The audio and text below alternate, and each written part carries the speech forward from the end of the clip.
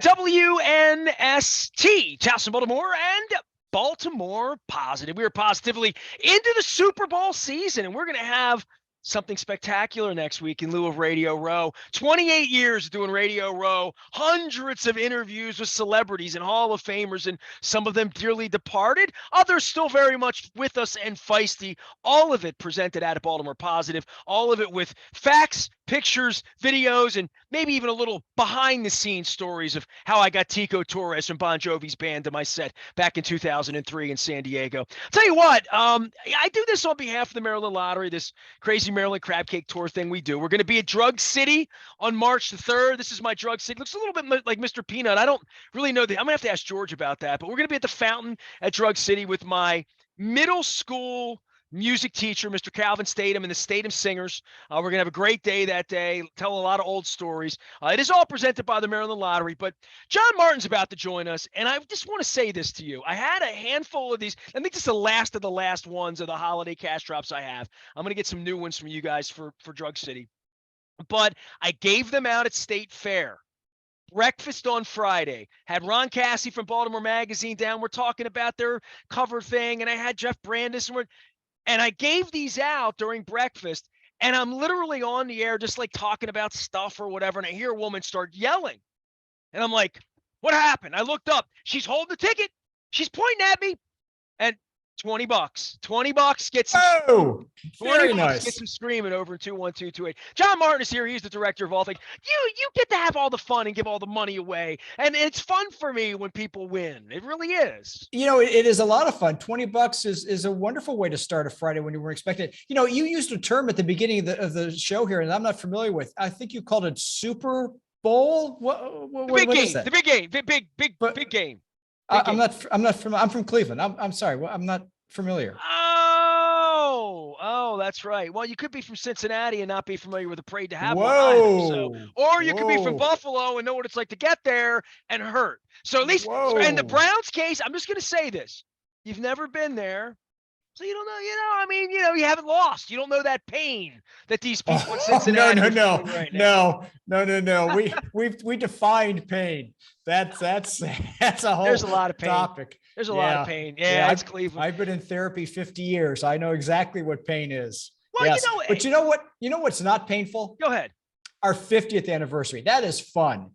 50 years of fun at the Maryland Lottery. Well, you're kicking this off really soon, right? And we're going to see it, feel it, all of this. You've been talking about this for like 3 years, like literally ramping up for this. Well, you have to. It's a big deal. And we started right on January 2nd. We hit the ground running. We had our $1 fast play game. We're 50, win $50.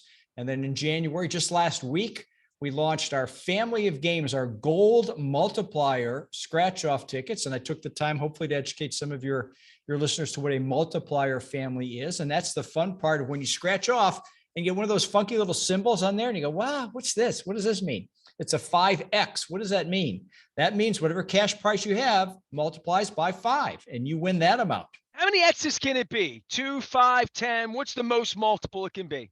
Well, in this game, and there are 4 price points, $1, $2, $5, and $10, I believe is the, you know what? I don't have to believe because I have the power to actually check that out right here. Yeah, you have living proof. It lives at mdlottery.com. I know this. Yes, exactly. mdlottery.com. Yes, it's gold times 5, gold times 10, gold times 20, and gold times 50. And that's $1, $2, $5, and $10 respectively. And the fun part about this, Nestor, is on the $1 gold times 5 ticket, you only have one multiplier option, 5 times. On the $2 gold times 10, you have a 5 or a 10.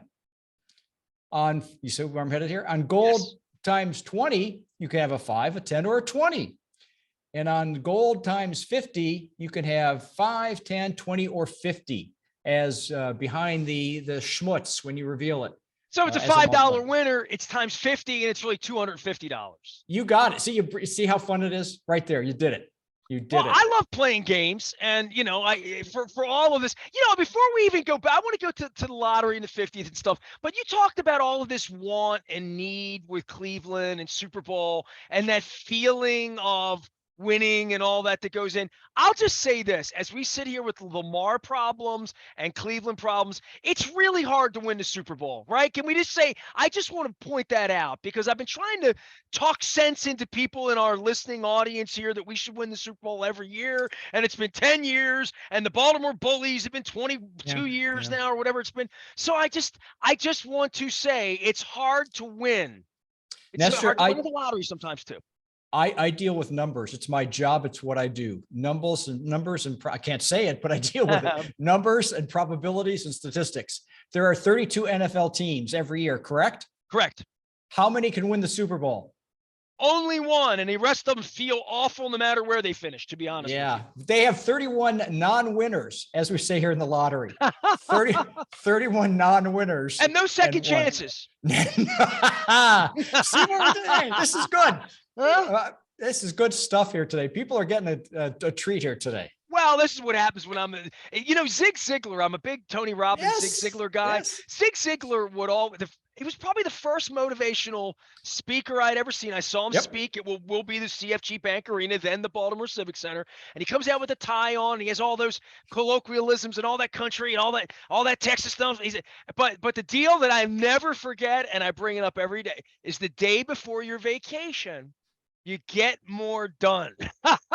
So this segment is going to have more in it and getting more done. One thing getting done, jackpots, right? Like I was driving, and I want to give free plug to whoever else you're advertising. I'm not the only place that the Maryland Lottery advertises. Wait, what? What? Huh? You guys are a lot of other places. Okay. But there's this giant billboard in Bel Air, and I came pulling through it on the Sunday morning. My wife and I were taking a Bel Air Sunday morning drive, and I saw the giant billboard where the numbers change and it glistens and glows up there, and I thought 600 and some million. I said, I just talked to John like a day ago. It was only like 450 or something. And I definitely wanted to bring up to you that this thing goes up like 100 million like every day or two once it starts multiplying, I guess. Right? The beauty about Powerball is a little over a year ago, they went to 3 days a week, Mondays, Wednesdays, and Saturdays. So we snuck an extra draw per week, which is why it gives you that appearance. And yes, depending on when people are listening to this, at the beginning of this week, it started at $613 million before the Monday draw. And depending on how it navigates through Monday, Wednesday, and Saturday, it rolls and continues to grow every time. Is this something you've seen through the course of your lottery tenure, John, where like the thing really does get a lot more rapid? I mean, we've had a couple of billion in the last year. It feels like it never used to get. You guys used to have 3 digits at the Royal Farms, and you have to recode the digital as when it goes to a B. We're getting. I don't want to say it's like storms where they're getting more powerful, but it does feel like there's a part of this with the way you, I don't want to say make the game or how it works, but it does feel like there's a lot more that gets my wife excited when she looks up and sees 600 billion. It used to feel like that didn't happen very often. Now it feels like it's frequent. It does seem that way, doesn't it? The last probably 18 months, maybe 2 years, it seems like we've got a bigger run here of healthy jackpots. But there's no rhyme or reason. I mean, the games changed significantly back in 2015 and 2017, respectively, Powerball and Mega Millions. And I mean, here we are in 2023, and we really haven't seen that until very recently. And it's nice when they can play off each other, right? I mean, we just came off the 1.35 billion Mega Millions, and you turn around and here's Powerball already at 613. So, when it works like that, where they kind of, yin and yang their way through the jackpots, that's good. It's when they're both at the same level, and then they both get hit, and then they both come down to $20 million and start that climb again. But people like to get involved when certain thresholds are hit. I'm not getting until it's $500 million. Okay. Whatever it takes, but we almost see that exponential growth when they start to get in. And we're getting some serious numbers now, so we should see it really start to heat up. Teach me the difference between Powerball and Mega Millions from a branding, but more from where they came from, because at one point Powerball, I think, was the one in Pennsylvania. People were going across the state line. I'm talking 20 years ago. And the second one came aboard differences in the games or where they came from in the history of how they wound up both in our state? Yeah, that's probably a topic for that's a mini series in and of itself. But the short version is this: there were two competing games, and they had their own state, very parochial. You're right. You had to go to Pennsylvania to get Powerball, and Mega Millions was in Maryland.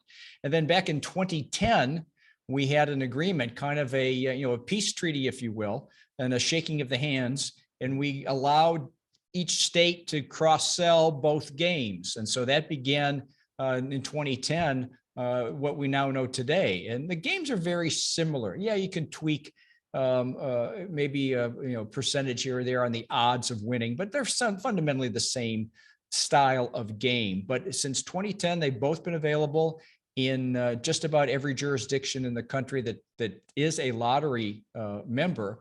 And we're always looking ahead. Are there ways that we should differentiate one game from another? Is it price point? Is it size of jackpot? What are the things that really appeal to people? And my sense is in the next maybe 3-4 years, we'll probably see some differentiation between the two games, so that you can maybe define unique behaviors and unique audiences.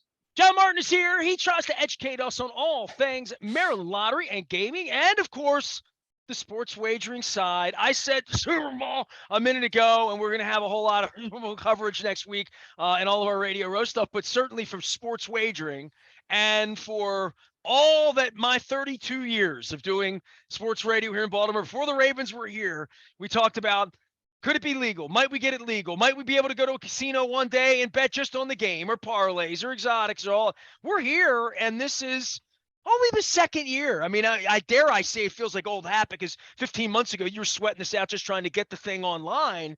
As now it's mobile. This is first Super Bowl that's going to be mobile as well, coming up in the next couple of weeks. This is, as Fred G. Sanford would say back in the day, this is the big one, right? This is the big one. Thank you for that. The historical coming to join you, reference. Elizabeth. And it's interesting because as you get more and more states in, I mean, the number of jurisdictions that don't have it, gets smaller. But we still have some huge potential out there in the country. Massachusetts is coming online January 31st. And think of all those crazy New England Patriots fans. That really haven't had a chance to get to. Well, they're done with. Listen, I've done odds on this. Okay, you're Mr. Odds guy, and they've been in too many. They're done for eternity. They've cashed their card, right? I mean, right? Yeah, I don't need to see that anymore. Yeah, it's like the Yankees. They never win anymore because they won too much back with Yogi Berra, right? I like that. I like that. All right, I knew you would like that, Mr. Guardians guy. Yeah. But it's we continue to add locations, and we continue to work with our partners at the SWARC, the Sports Wagering Application Review Commission. We have our monthly meetings, both SWARC and lottery, and we continue to qualify applicants for both retail as well as mobile licenses, and we continue to get SWARC to award those licenses, and then we continue to issue those licenses and do the ceremonial ribbon cutting if we need to, and smiling and photo ops, and get people up and running. So you can see more of that in 2023 as we continue to work through our sports calendar. Of course, after the big game this weekend, or in 2 weeks rather, March Madness will be the next event, which really draws people out in huge numbers. And then we're going to go into a little bit of a hiatus, a little bit of a calm period, we hope, as the O's and baseball heats up before we get into next football season. I saw that SWARC, you have 5 new applicants, right? We talked about this. These things are coming on. It's an evolving marketplace, but I saw some familiar names like Green Turtle, right? Yeah, we're excited about that. We have 2 Green Turtle locations, one in Towson and one in Baltimore. I guess Canton is what I think it's what Canton. It said on. Yes, thank you. Yeah, I'm saying, wait a minute, that's not right. Canton and Towson that will coming on board, but they still have a long way to go. They still have to be awarded by SWARC. We still have to make sure, and they're doing some final construction and building, I believe, in both locations. So it's probably realistic that they'll be ready really for the start of the next NFL campaign. But that's really a function of how quickly they can move through their construction process and get their final requirements up and running. John Martin is here. He is director of all things Maryland Lottery and Gaming as we get ready for the big game and the 50th anniversary. And I want to circle back to the 50th anniversary because it cuts short a little bit in the beginning as we get going with this thing, as it sort of rolls out and we tell stories. And there's lots of stories to be told in 50 years of doing this, right? And I think for anybody who will see your markings and out on the front of Baltimore Positive and see ads and billboards that I talk about in Harford County, seeing familiar old logos and the old wishbone, as I would say, that I'm hoping to get a hold of some of those old school tickets. They'll be fun. They will be a lot of fun. Matter of fact, you'll have not only one, but two opportunities to do that, Nestor. And the first will come up next month in February when we launch a kind of a return to our glory days. The very first scratch-off ticket in 1976. We're bringing it back, sprucing it up. It's called Instant Lottery. It's a $2 ticket, a throwback to our early days. But they have all that gummy silver stuff that gets stuck on everything, or sure. no? We fixed it since then. No? Sure. No, it'll be the same. It'll be the same. This stuff's gotten a lot better. You got better products now than you had back then. Oh, absolutely. Stuff made a mess all over the carpet when you scratch those off. Well, it still makes a little bit of a mess. They haven't figured that one out yet. But then, but then in March, we'll have a Maryland Lottery logo scratch off, which will feature not only your familiar wishbone logo, it will feature, I don't even know what we called it, the big L logo that had a kind of magenta and a blue circle within a circle, kind of like a target looking thing. And then of course our current Sunburst logo. So you're going to have all the one right here, the Sunburst. That's the one right there. Here you go. Yes. There you go. All right. Starburst. I think we call it Starburst. I'm sorry. Sunburst, Starburst. It's the Burst logo. So we'll have some fun with that over the spring. And yeah, we'll make sure that you have plenty available so that you can, as you're out in the field talking to lottery players and your fans, and maybe I'm doing oysters this year. You're not an oyster guy, right? Have we talked about this? You know, I'm okay with oysters. I have nothing against them as a group of people, but yeah, they're tasty. Well, what I'm trying to do is, because I've done all these crab cakes and I'm going to continue to do crab cakes, but for our 25th anniversary, it's all, so you're doing 50 years, my 25th anniversary for the station. I bought, first day we turned the radio station on, and we've had it on every day ever since, thank God, August 3rd, 1998. So we're celebrating. So we're going to do these 25 days in August of oysters. And here's the thing, when I say crab cakes, there was kind of a connotation. Everywhere you go, you get the crab cake, and your options would be, sandwich or not, and broiled or fried. And a lot of places they won't fry them because of the binder, right? With oysters, and my wife's like, God, you eat oyster every day for 25 days? And I'm like, no. It's weird. The way this is going to work is it's variety. So you could do oysters Rockefeller, you could do char grilled oysters, you could do oyster stew, you could do oyster soup. I sound a little bit like Forrest Gump, right? But there's a lot of different ways. Fried oysters, there's just a lot of different ways you can do it. So I'm just looking for a little bit of variety on my 25th anniversary. So 50 years, I'll be out this year. I'll have these scratch off tickets, but oysters are going to be the thing. And some people turn their nose up, and I'm like, no, I'm going to make you love oysters. They're underappreciated. I will not turn my nose up. Matter of fact, my wife and I were out. I'm going to say it was maybe a month, maybe 2 months ago. We were out, and I won't tell you the name of the place. One, because I don't remember it. Okay.